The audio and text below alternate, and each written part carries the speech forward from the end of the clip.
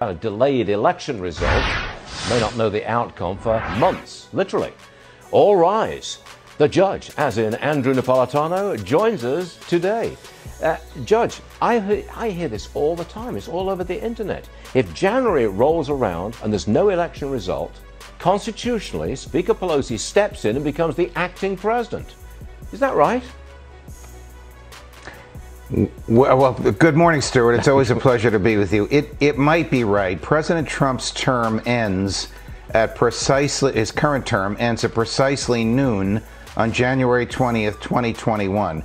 If the Electoral College has not yet named a successor, presumably either Donald Trump or Joe Biden, then whoever is the Speaker of the House would become the acting President of the United States. If the Democrats retain their majority in the House, and it appears likely that they will, but if they do, and if they choose Mrs. Pelosi, knowing at that point that they're choosing the next President of the United States, then it would be she. They may choose somebody else, or they may not have the majority. The Republicans may have the majority. But stated simply, whoever is the sitting Speaker of the United States would become president at noon on January 20th, 2021, if the Electoral College has failed to elect someone. Okay, so supposing Speaker Pelosi becomes the president at that moment, just suppose, how long is she acting president?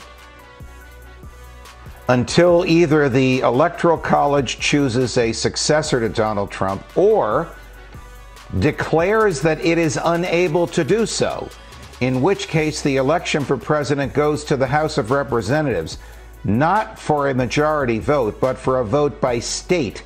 So each state delegation would vote on their own, independent of the way the popular vote in the state went, for either Joe Biden or Donald Trump. Actually, they could vote for anybody. And whoever had a majority of 26 states would then become the next president of the United States until January 20th, 2025.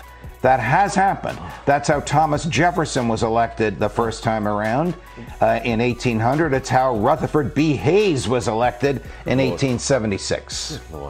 Well, Judge, thanks for straightening it out. I think you've surprised a lot of our viewers and terrified some as well. Judge Napolitano, thank you, sir. Yes. Come again soon. Good. States. And I'm second in line to the presidency, and just last week I had my regular continuation of government briefing. This might interest you because I say to them, this is never going to happen. God willing, it never will. But there is a process. It has nothing to do with if the certain occupant of the White House doesn't feel like moving and has to be fumigated out of there, because the presidency is the presidency. It's not geography or location. So much for him. I wouldn't spend so much time on it. That's a victory for him, because then we're not talking about your first more important subject, which is what are we going to do to stop this vicious virus.